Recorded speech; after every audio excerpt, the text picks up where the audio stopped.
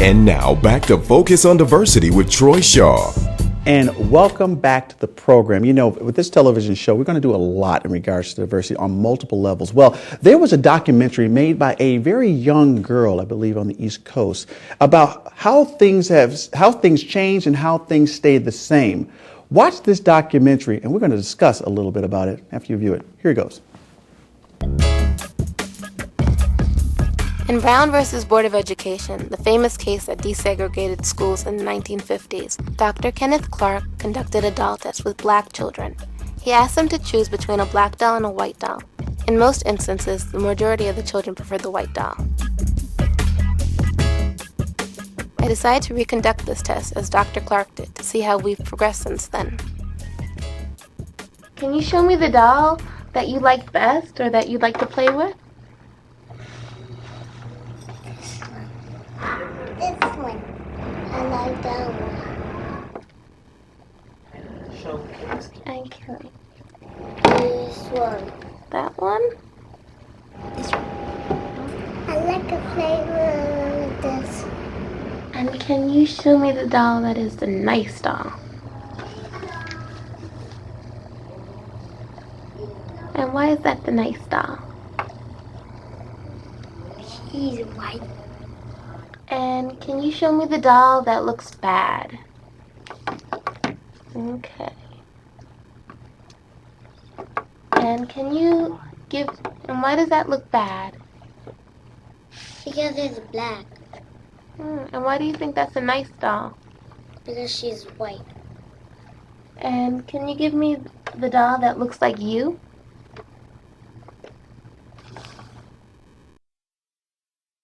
"15 out of the 21 children preferred the white doll." If you'd like to get or watch that in its entirety, please go to YouTube or go to our website. We'll have it available on our website at www.focusondiversity.com. And you can also go to YouTube and you type in the search area, a girl like me. That was made by Kiri Davis. She should be commended for that. Gentlemen, this here just really explains. This original study was done in the 50s. This study goes to show how things change and how things stay the same. Rich, what was your impression when you watched that? You know, the results of the study in the 50s didn't surprise me. The results here shocked me. I would like to think that we've come further with our children and that you wouldn't have seen those kinds of results. And if after all the decades of effort by black community leaders, white community leaders, everybody to try to change people's attitudes, and this many decades later, we're still struggling with this, I find it very depressing. Timothy, this is probably a mea culpa of how society as a whole has looked at its minority people and its minority children. What are your thoughts? Well, the racial divide in America is, I think, larger and stronger than many of us recognize. And to see this deep-seated self-hatred in children is both a sign of innocence and in that they know what is going on around them, and yet it's a sign of sadness because much of what we thought we have changed because there are now, people of prominence that are African American, black lawyers, black doctors.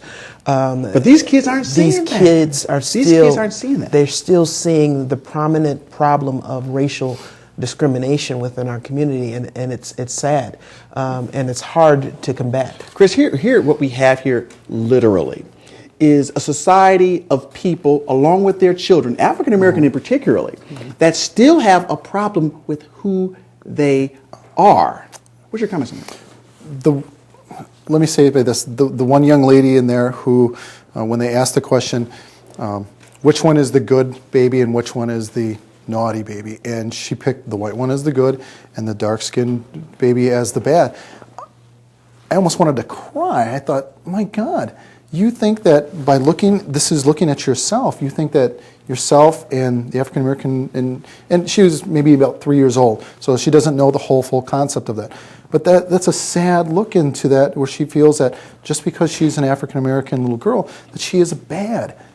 No child should. And her no youth child- is amazing because Yes. she learned that so quickly. Yes. Only a few years on Earth, and she learned Now that. think about that. Think about that. So what we're talking about here, consequently, is societal. We have a problem showcasing, highlighting, and emphasizing specifically African American people. You know, it causes for me to wonder, maybe what we see in the adult world is symptomatic of what's happening within the hearts of these children because of low expectations. Maybe I can't get an education. Maybe I can't do better economically because I'm bad. Maybe if I thought myself to be good, maybe if the expectations were raised, and if we could reach to these children and raise their expectations, maybe the results would be different than what we see in our community Chris, today. I see you had something to say. This reminds me of an aspect in it, and I'm not going off on a tangent or anything, I promise you.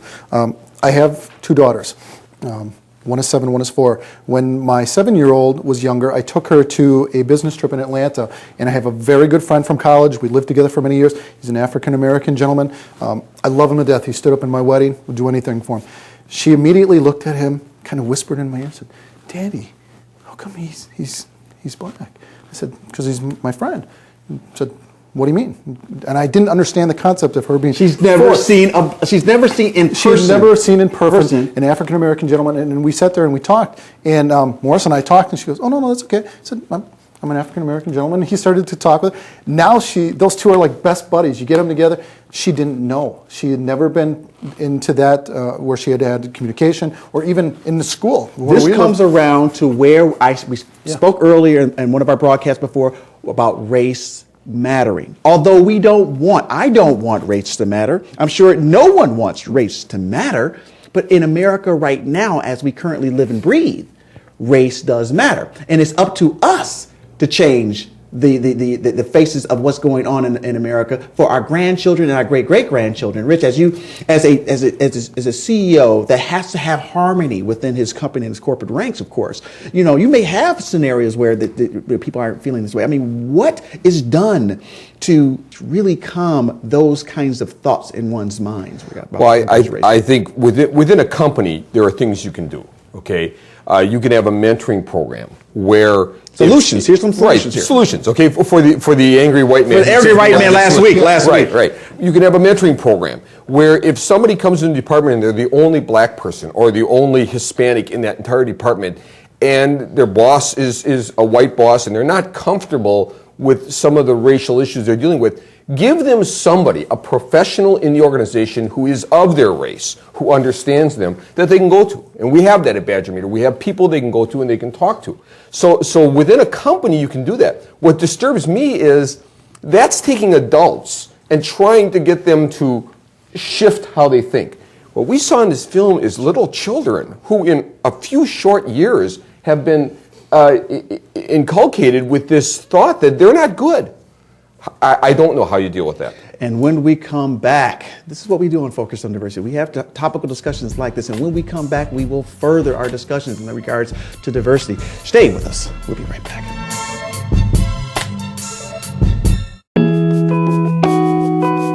Founded in 1905, Badger Meter recently celebrated over 100 years in business. Throughout its history, Badger Meter has been and continues to be a proud employer of a diverse workforce. Badger Meter also supports diversity news and analysis through its sponsorship of the Focus on Diversity program with yours truly, Troy Shaw.